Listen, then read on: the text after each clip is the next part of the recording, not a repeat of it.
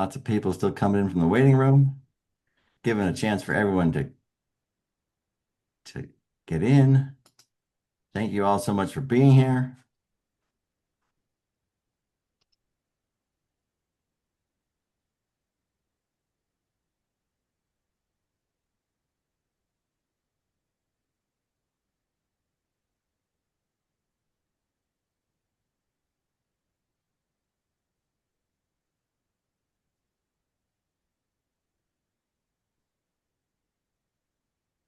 We're just going to switch our slideshows and get started.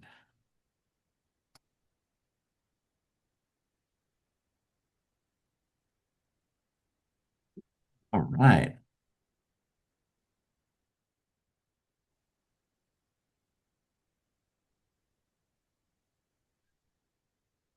John, okay to start? All right. Well, wow. This is such a beautiful turnout. As I've been saying, as people come in, thank you so much for joining us for this launch and this celebration and this time in community. I'm George Theo Harris, one of the editors of this book. Many of you I don't know, many of you I do. The other editor is my dear friend and colleague, John Rogers, who you will hear from in a moment. We are so excited that you all could be here. Thank you, thank you, thank you to our friends and family and colleagues, both near and far, and students, both near and far, and of course, the many school leaders who are here, the many teachers who are here, the many parents who are here, the many activists, the many community leaders. We are thrilled that you'll be part of this book launch because our intent with this book is to engage all of these groups, the general public, in a conversation about the threats our public schools are facing in this moment and re-envision a path forward. We want to start by saying a particular thank you to the amazing group of authors that made up Educating in Dangerous Times. Many of them are here tonight, and you're going to hear from many of them. Their expertise, their commitment to justice, and a sense of collective responsibility to public schools shines through across the book. We so appreciate you, authors, your generosity in sharing your brilliance with all of us. Thank you. We also want to thank our editor, Rachel Marks, and many folks at Beacon. Rachel's here. Thank you, Rachel, who have been enthusiastic about this book from the jump. We appreciate your support, Rachel, and you moving the machine at Beacon to work with us on such a fast and aggressive timeline so this book could be out now. We appreciate this. John and I have been friends and colleagues from across the country, about as far as you can be from each other, right? Syracuse and Los Angeles. But we've been friends and colleagues for about 20 years. We share a number of things. We both teach in leadership preparation programs. We both have academic roots in the Midwest, Michigan for John, Wisconsin for me.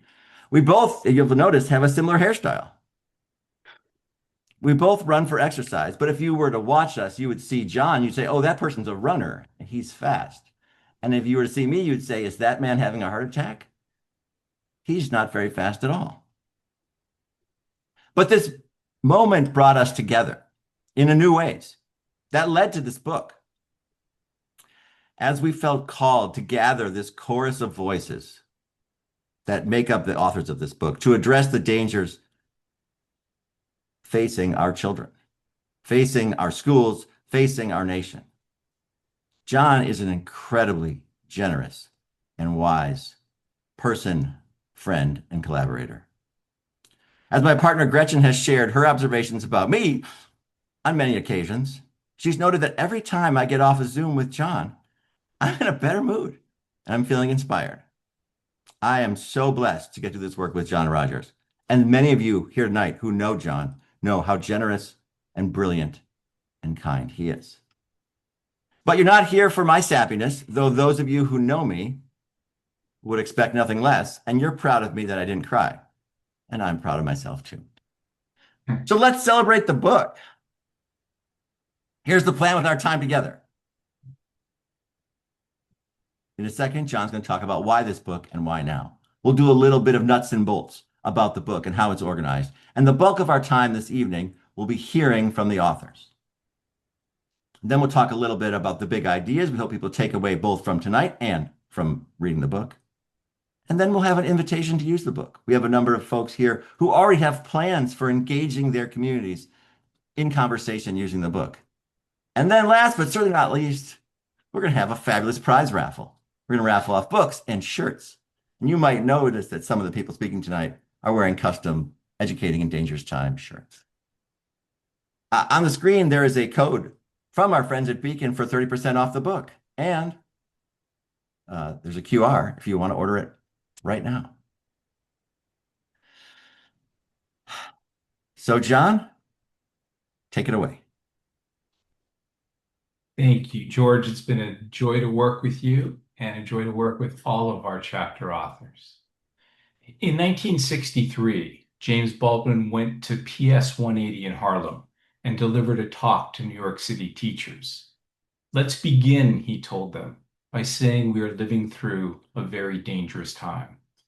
Baldwin spoke about the ways that racism not only produced social pain and reservoirs of bitterness, but also prompted efforts to justify oppression, leading to lies about history and silences about the present.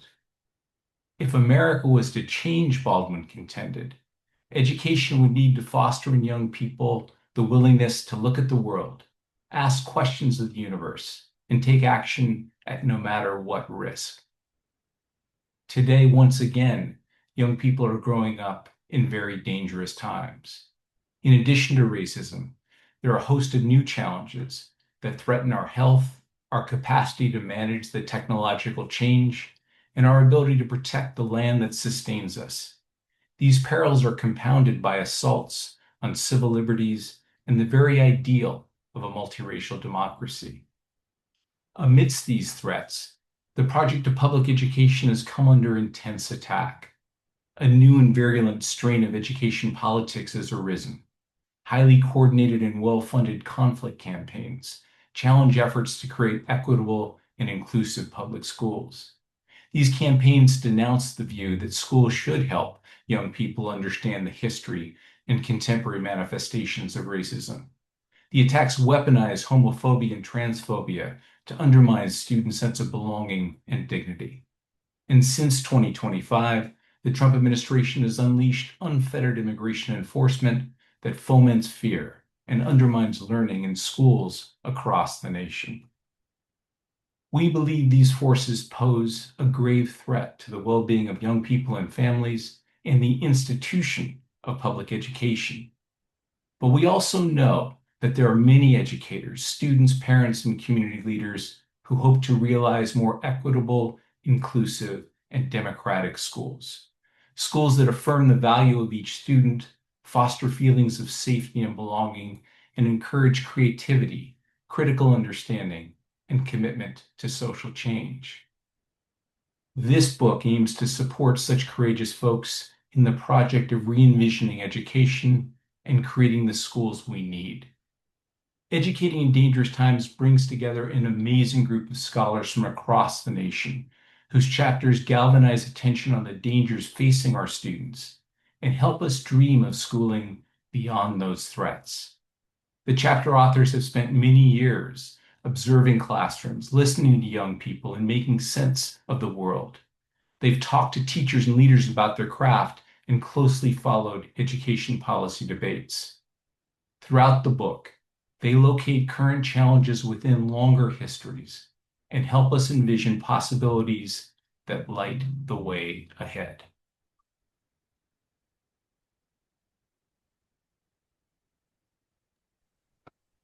Thanks, John. So, as we said, right, this book is for educators, teachers, and leaders who do the work of in K-12 schools every day. But it's also meant for the public, right? For parents and politicians and policy writers and activists and union leaders and future educators, everyone. John and I wrote the first and the last chapters. We frame the book in the first chapter and then pull it together at the end, right? Looking across all of the things we've gained from the many brilliant authors who wrote the middle 21 chapters.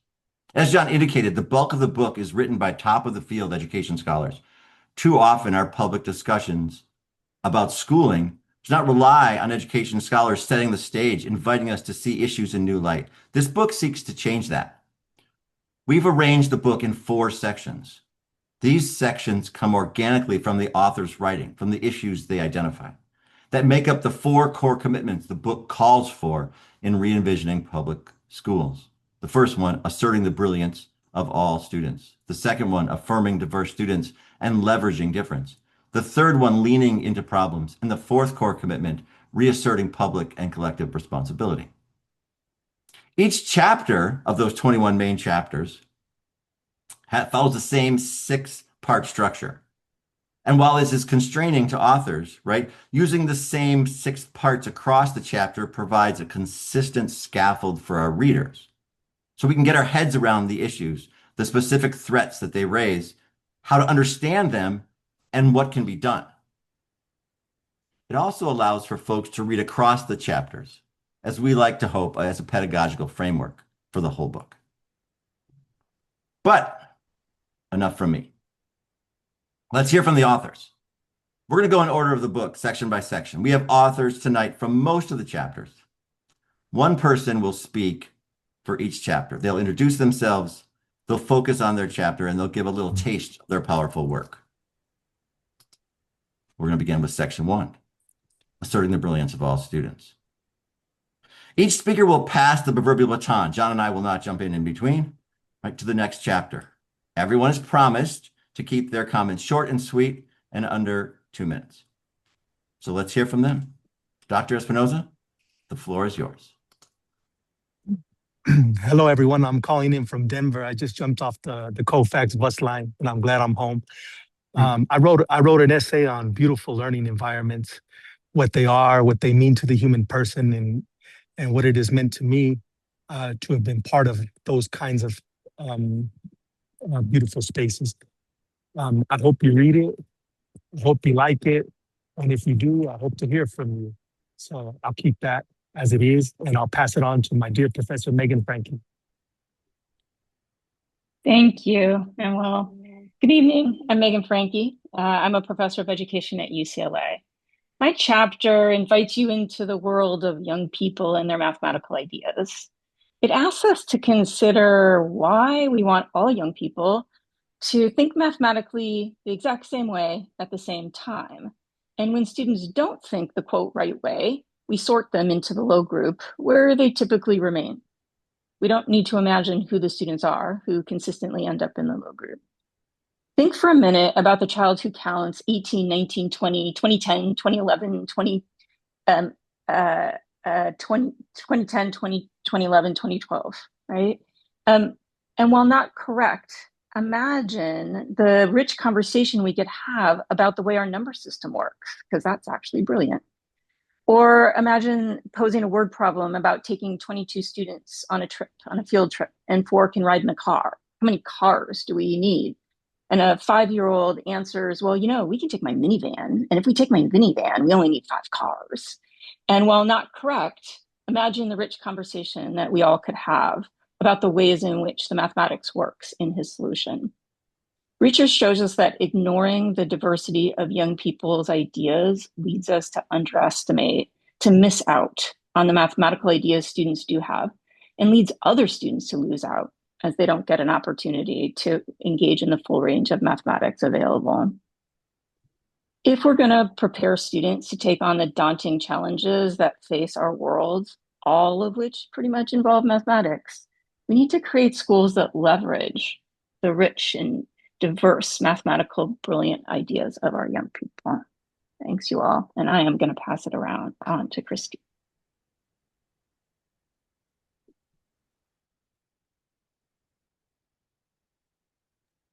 Christy, you're on mute. Thank you. Good evening. My name is Christy Ashby, and my dear friend and colleague Beth Myers and I contributed a chapter titled All Really Means All, Recommitting to Inclusive Education During Dangerous Times. Beth and I are faculty in inclusive education at Syracuse University and leaders in the Center on Disability and Inclusion. Our chapter focuses on the pervasive and growing threats to students with disabilities and their families. We are witnessing a backsliding away from inclusion towards segregation, a gutting of systems and agencies designed to protect disabled students, and a scapegoating of disabled people of all ages. Drawing on our experiences as teachers, teacher educators, and parents that chose inclusive schooling opportunities for our own children, we lay out a framework of possibility, a blueprint for recentering disabled students and inclusive education during these divisive times. Decades of research have demonstrated the benefits of inclusive education for students with and without disabilities, yet we continually find ourselves asked to justify why some students deserve access to the same opportunities that are freely granted to others. We argue that the fight for inclusive education isn't won by simply arguing how it benefits students with disabilities. It is won by rejecting the assumption that some lives, some bodies, some minds are more valuable than others, and then doing the really hard work to continually recommit to a shared vision of inclusion, justice, and possibility. And just pass it on to our Chapter 5 authors. Thank you so much. Hello, everyone. Before I get started, big shout out to John and George for just an amazing compilation of thinkers. I don't know how you all pulled it off, but you've given us a blueprint of how to promote and assemble a book. So just want to thank you for the opportunity. I had the opportunity to co-author this chapter with my colleague and friend, Julissa Muniz, titled Seeing the Genius in Those Labeled as System Impacted. We raised this chapter in a way that speaks to not only our professional interests, but it's also personal for us. Both of us talk about our own lived experiences of being around or being part of or being connected to those who are labeled as system impacted. Typically those who are considered unhoused, those who might be in carceral spaces and carceral systems, as well as those who are in foster care. So we use this as not an opportunity to talk about the resilience of those young people, because in many ways that term resilience is oftentimes misused and labeled in ways that don't take into account systems that harm children and families. And so therefore, what we do is talk about how we have to see the genius that is in all of these young people who are labeled system impacted, but begin to recognize that we have to radically reimagine the very systems that harm them every day. And we have to talk about how do we put the resilience into making sure that those systems don't do continuous harm to children and families. So we call for the decriminalizing of those young people who are in those systems. We also ask for us to think about what does it look like for public schools to play a much more robust and transformative role in helping to humanize those populations. We also talk about the ways in which we have to think about more culturally responsive systems that see the holistic concerns and support of these individuals. And also we talk about what roles communities can play in helping to lift up the genius in these young people who have oftentimes been overlooked and underserved. This is not a call for pity or feeling sorry. It's a call to recognize the genius and the intellect and the kind of hard work and determination to navigate really complex systems that were never designed for certain young people in the first place. So we're just honored to have the opportunity. And with that, I'll pass it on to Antero Garcia. Hello, my name is Christian. I am a writer and editor for La Cuenta, a publication that is co-founded by Dr. Antero Garcia and activist Alix Dick. We wrote this chapter and opened this chapter with an essay about my experience as an undocumented immigrant child in the American schooling system. I am also a mother, and so my children are also in the American schooling system, and not everybody's experience is a monolith. But the borders for immigrants right now have alchemized. They are incredibly close. I just picked up my children from school and stopped at a gas station where I saw a couple of ICE officers coming out of a blacked out vehicle, and it was and is still pretty difficult just before I jumped into this meeting. And so when we talk about borders in the classroom, we have to remember that borders are everywhere. When we pick up our kids from school, when we drop them off, they are everywhere. And so we wanted to talk about the borders in the classroom, and the way that they affect children and the way that they affected me was access, right? I did not have access to certain things simply because I was an immigrant. I did not have a social security number. And so, like I mentioned, not every child's experience is the same. My children are US citizens. Their schooling experience is not the same. But with an immigrant mother, it is definitely complicated. So that is what our chapter is sort of about. Thank you for having me, and I will pass it on to Judy Alston. Good evening, everyone. My chapter picks up with the second section of the book. I am Judy Alston. I am the chair and professor of the Department of Educational Leadership at Miami University in Oxford, Ohio.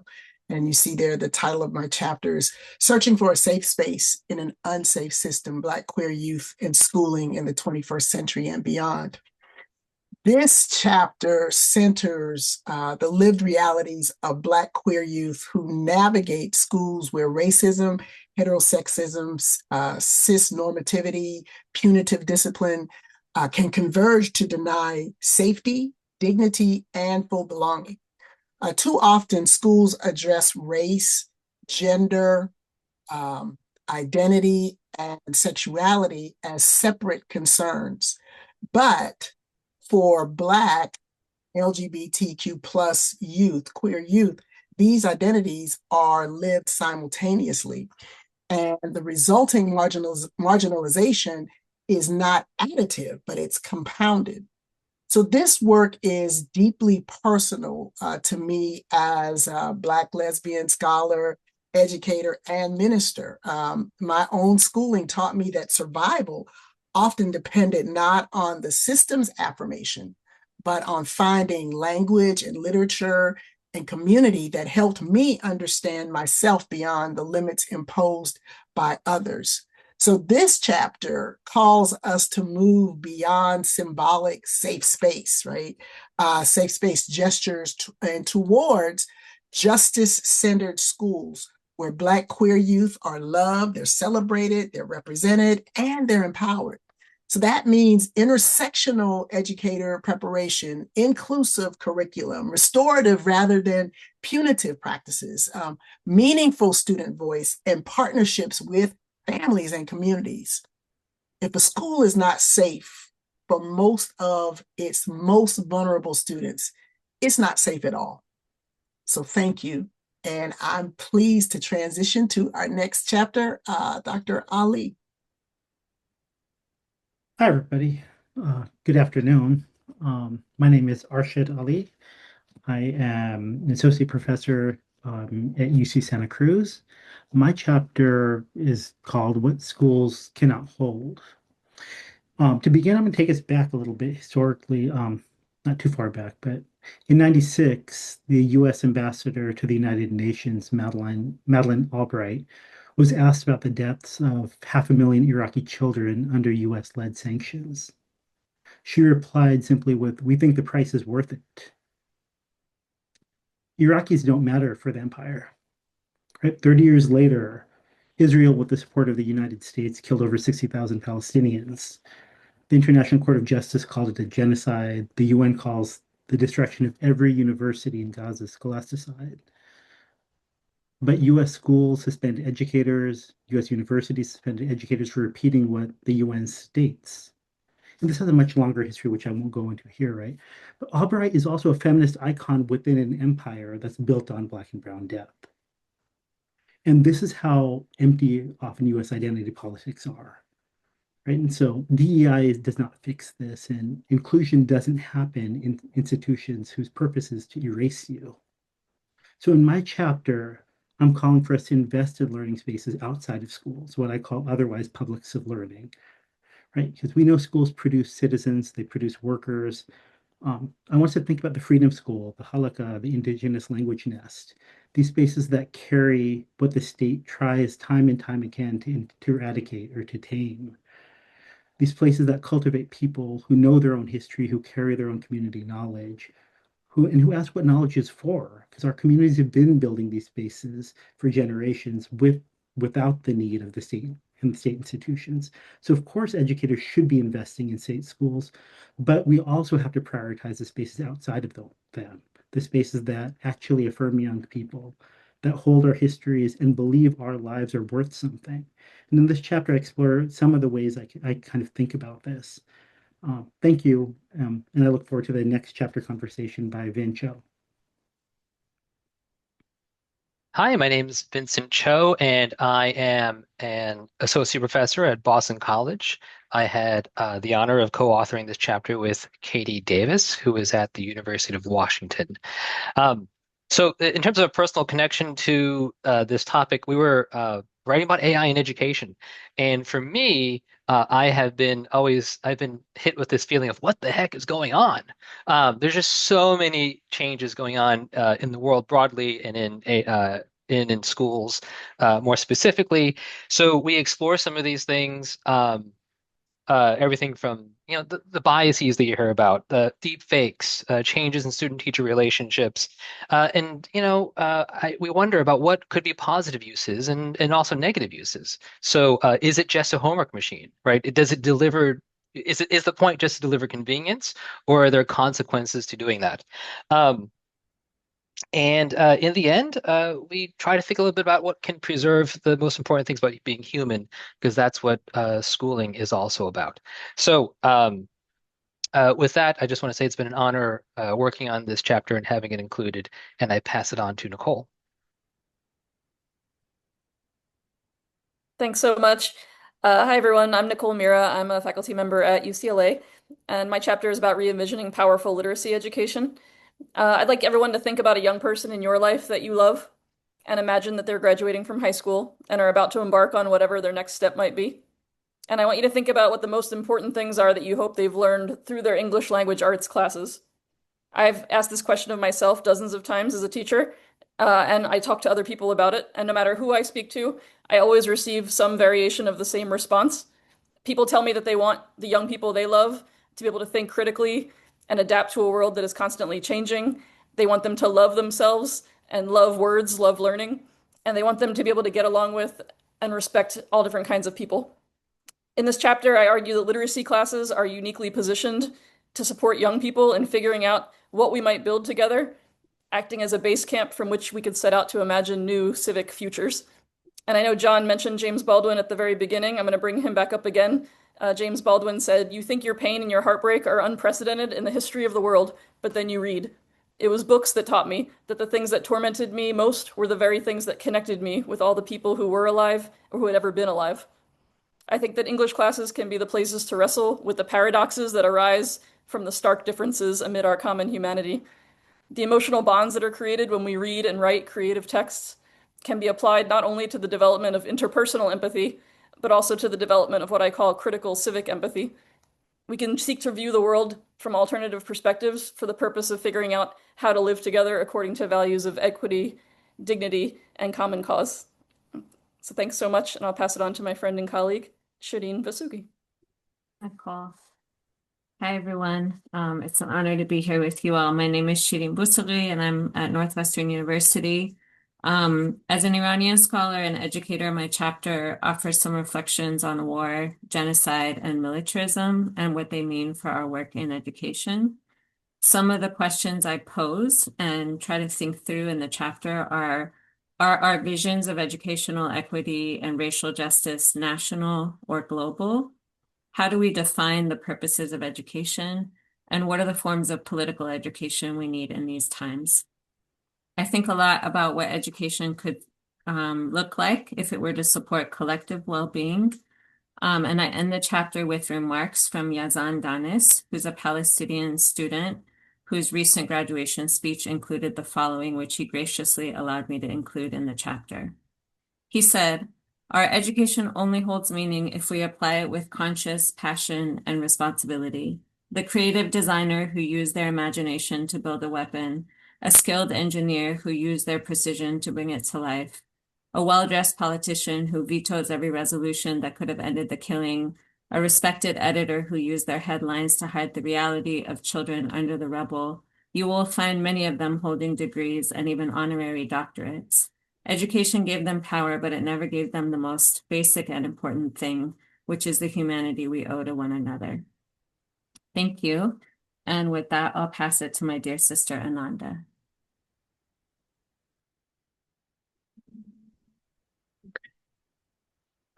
Thanks, sis.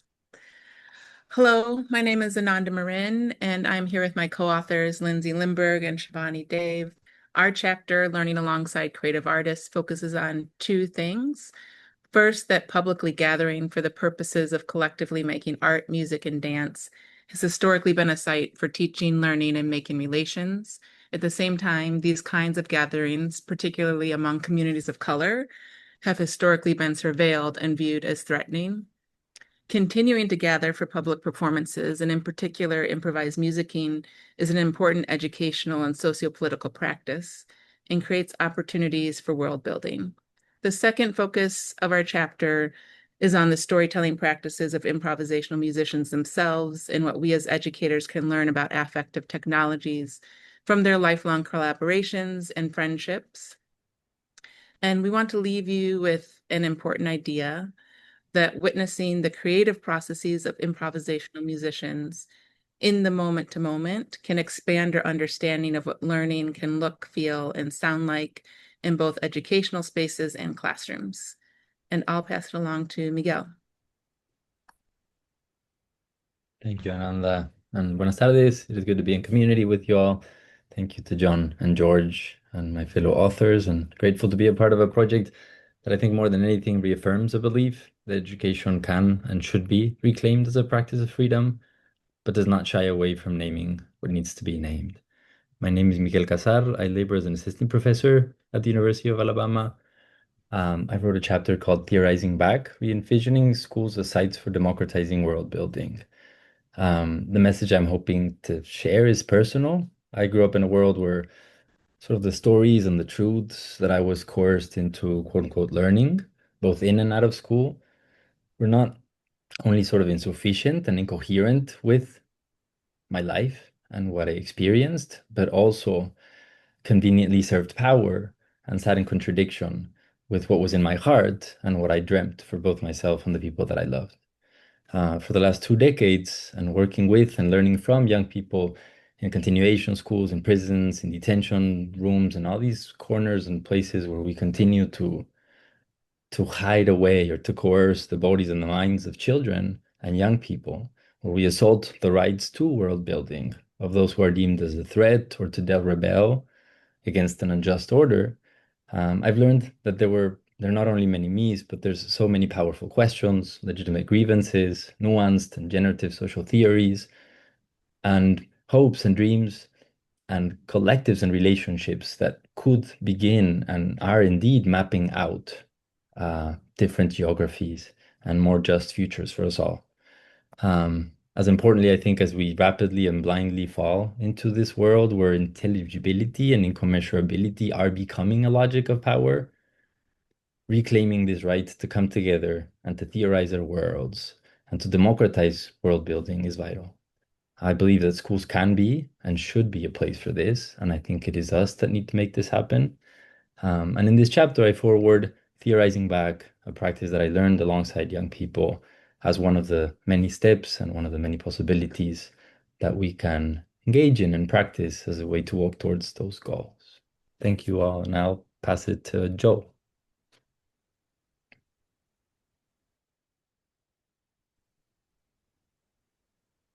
Thank you. Welcome, and thanks again for organizing this great gathering. It's really nice to come together as the authors of this and have other people here as well.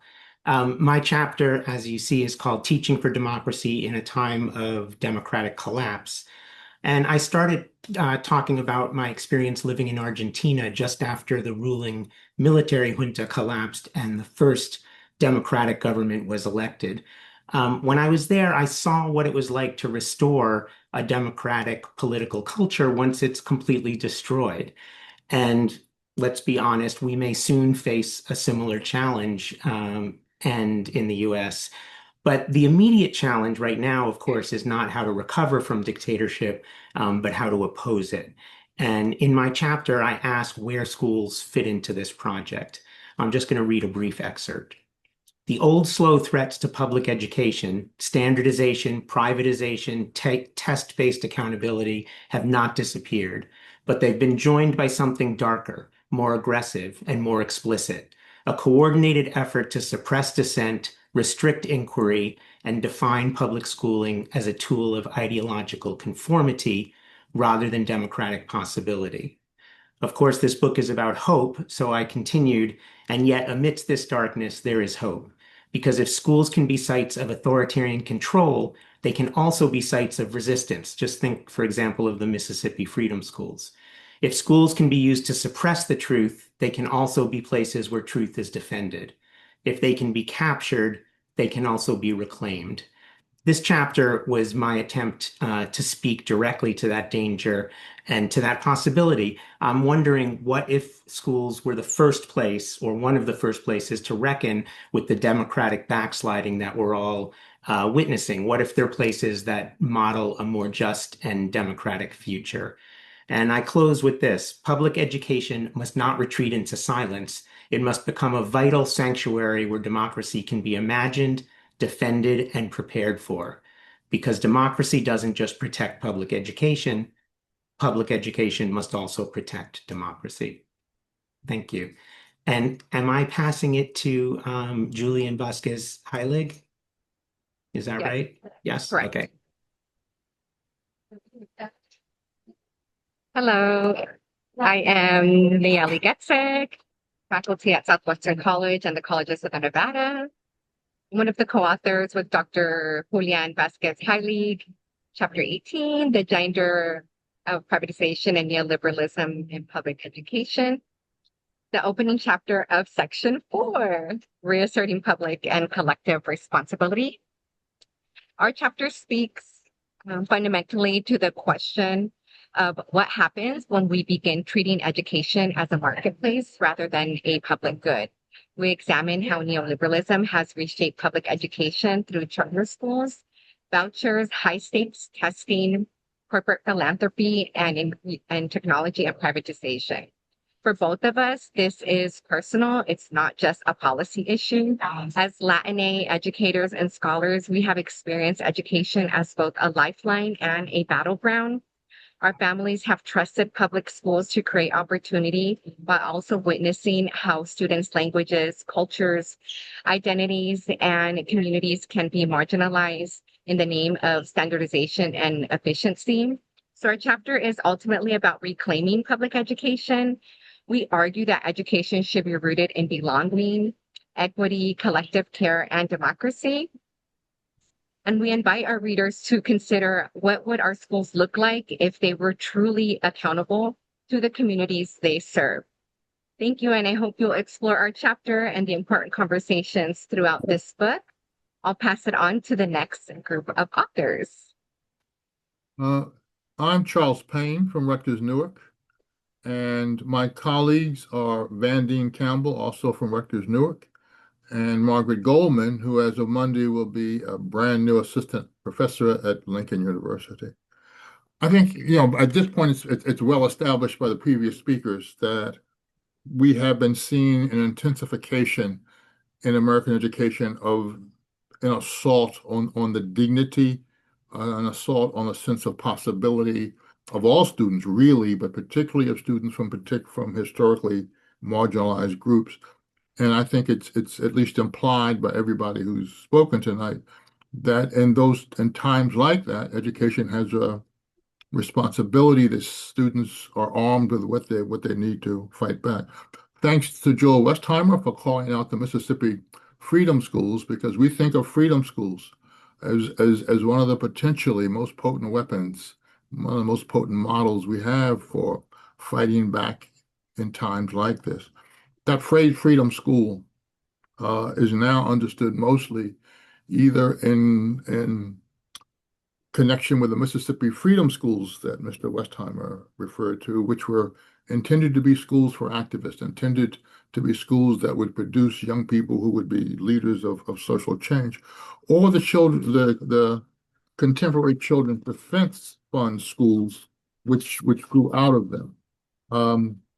And of course, which are still current. I think there's something like 700 freedom schools around the country this summer, somewhere in that range.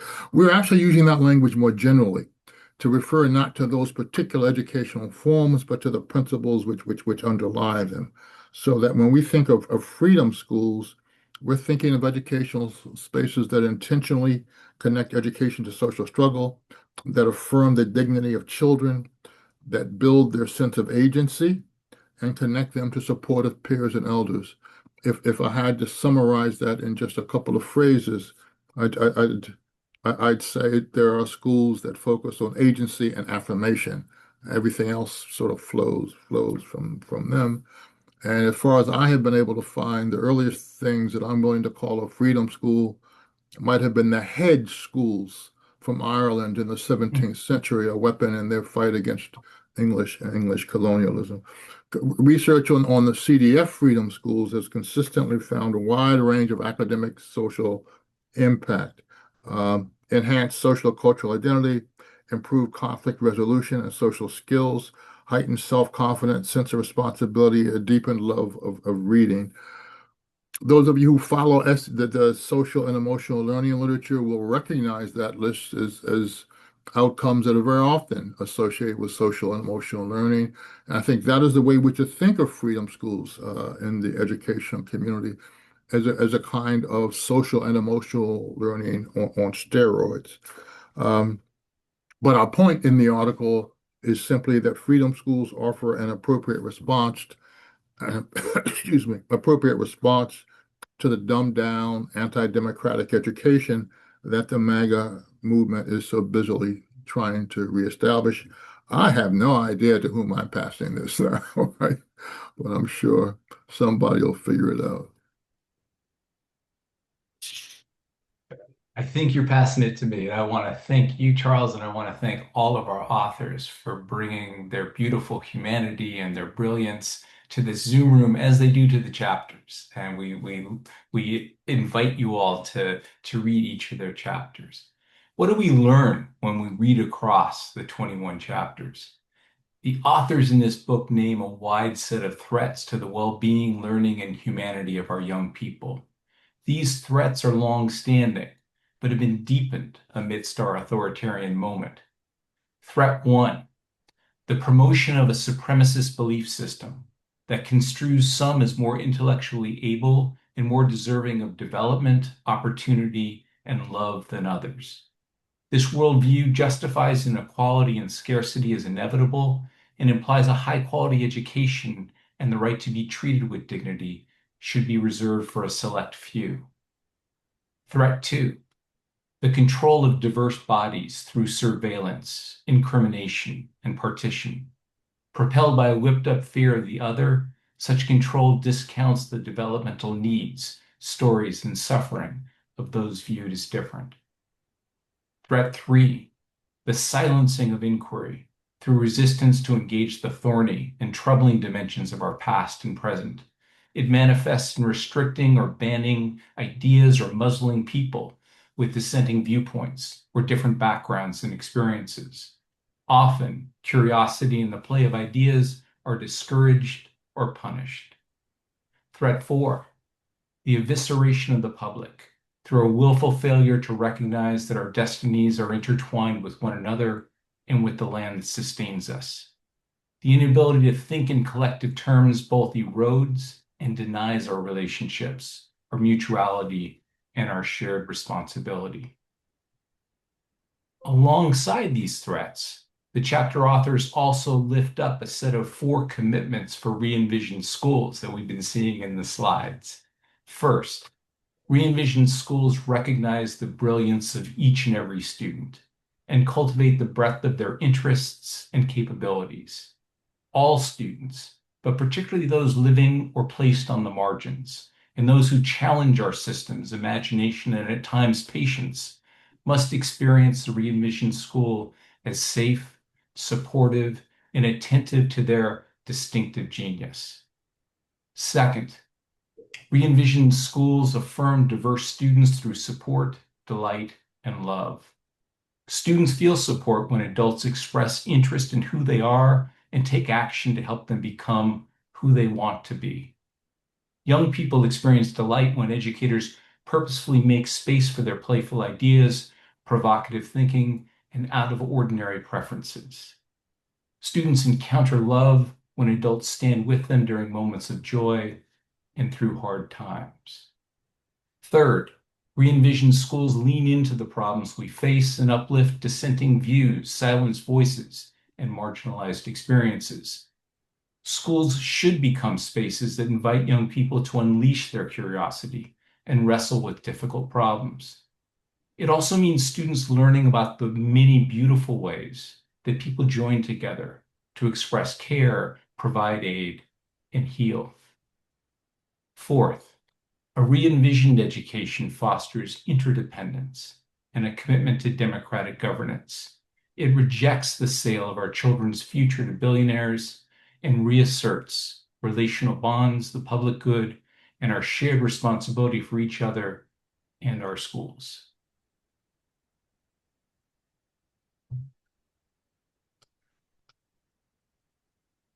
As we have said,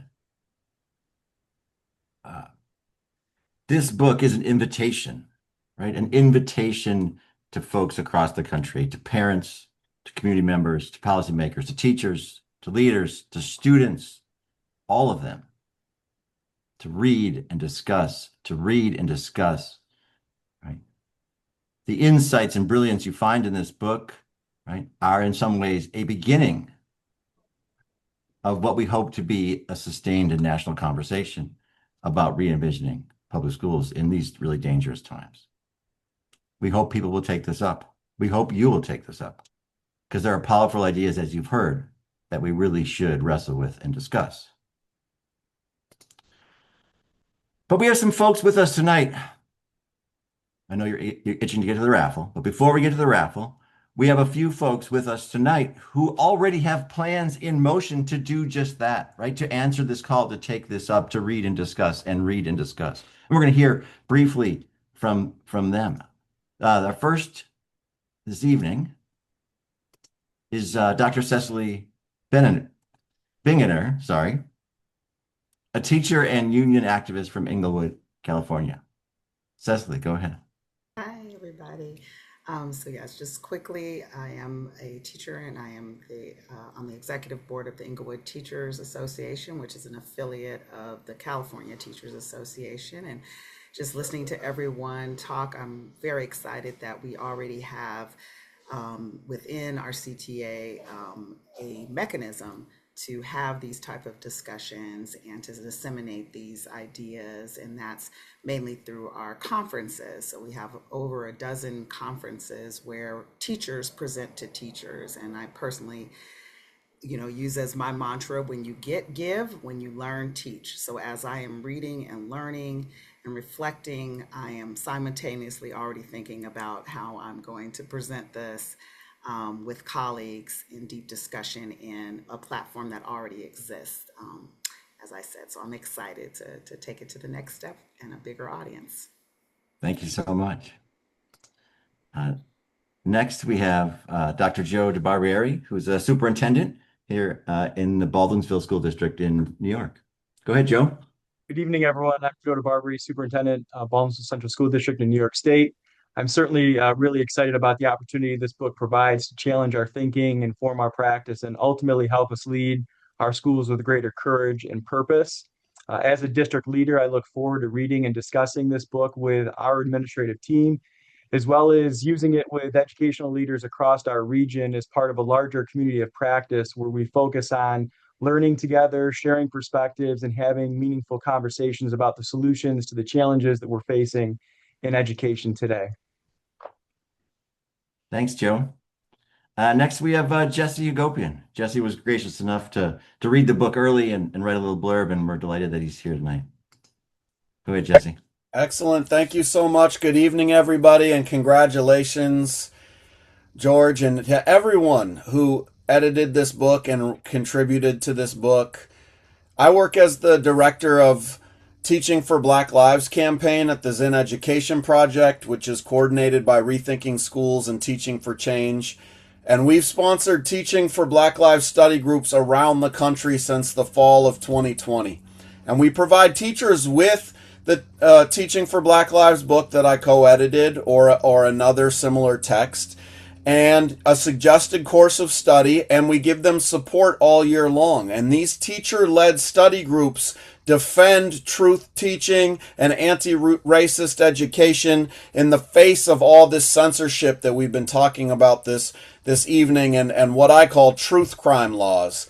And a number of our alumni groups are ready to take their learning and action to the next level. So we will provide them with copies of Educating in Dangerous Times, because I believe it's the ideal text to continue this struggle to unite educators in a fight for educational justice. And as I said in the blurb that I wrote for Educating in Dangerous Times, it is a book that's a declaration that schools are not just neutral spaces, but sites of struggle over truth, dignity, and justice.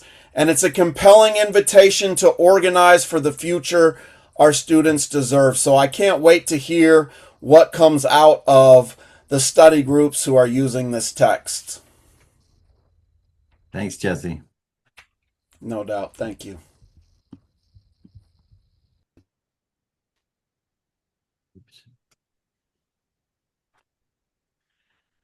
Well, I want to thank Jesse and Cecily and Joe. We appreciate you making time to be here tonight just to share ideas.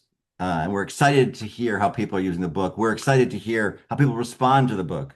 And we encourage everyone here, right, to think about how you might use the book to support conversations in your networks. Right? We all have networks, we all have communities. And the point of this book is to engage all of those kind of communities. But it is now time for the raffle. Our publisher Beacon generously donated some copies of the book for us to raffle off. We will raffle off 4 copies of the book, and then we will raffle off the custom shirts that you'll see. John is sporting one of them. I should spotlight John so you can see the Assert the Brilliance. Very nice. I have the Reassert the Public Good. But let's start with raffling some books. There's Lean Into Problems. I think Judy Alston was wearing Lean Into Problems. And I don't know if anyone had the 4th one, Affirm and Leverage. But there are possibilities, folks. So we did a little random generating, and our book winners this evening, drum rolls. First book winner is Cynthia Lewis. Our second book winner is Eli Cashman. Our third book winner is Becky Grote. Our 4th book winner is Portia Pedro. Congratulations. We will reach out after this to get your address so we can have a book sent to you. And now we're going to raffle off some shirts. If you're a shirt winner, we will contact you after the Zoom, and you can tell us which design you want, your size you prefer, and your address. So our first shirt winner from our random generator was Mary Claire. Congratulations. Our second shirt winner is Alejandra Casar. Congratulations. Our third shirt winner is Sarah Boyle. Way to go. And our 4th shirt winner is Samantha Galvin. Woohoo! Shirts and books. Love giving out prizes. John? We're just going to close by thanking everybody for being here. We appreciate all the energy you brought, and we look forward to hearing from you and hearing about the ways you're using the book to make change in your schools, in your communities, in our world. Thanks so much, everybody. Thanks for being here, friends. Thank you, John and George. Thank you. Thank you, everybody. Good night. Have a good night.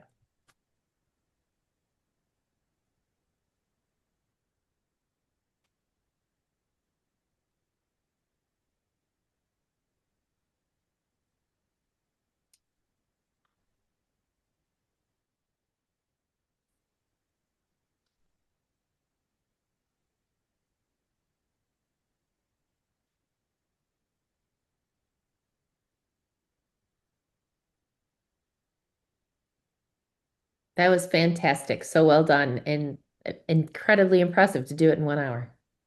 Boom. We got in, we got out. Perfect Well done. timing. Fantastic. What a crowd. Yeah, it's fun, huh? Congratulations. Thanks, so much for being everybody. here. Thanks for your Beautifully chapter. done. Thanks for your Bye. Nice enthusiasm. meeting you, Christy and Beth. You as well. And I got really choked up listening to you talk, which, yeah. So thank you. Congratulations on your beautiful work. Really fantastic. Thank you. Thank you both. Thanks for wearing your shirts Bye. too. Of course. Yeah. Thanks for the shirt. It's awesome. Look good. It looked good on you. All right. Have a good Wonderful evening, job. everybody. Good night. Good night. Good night, everybody.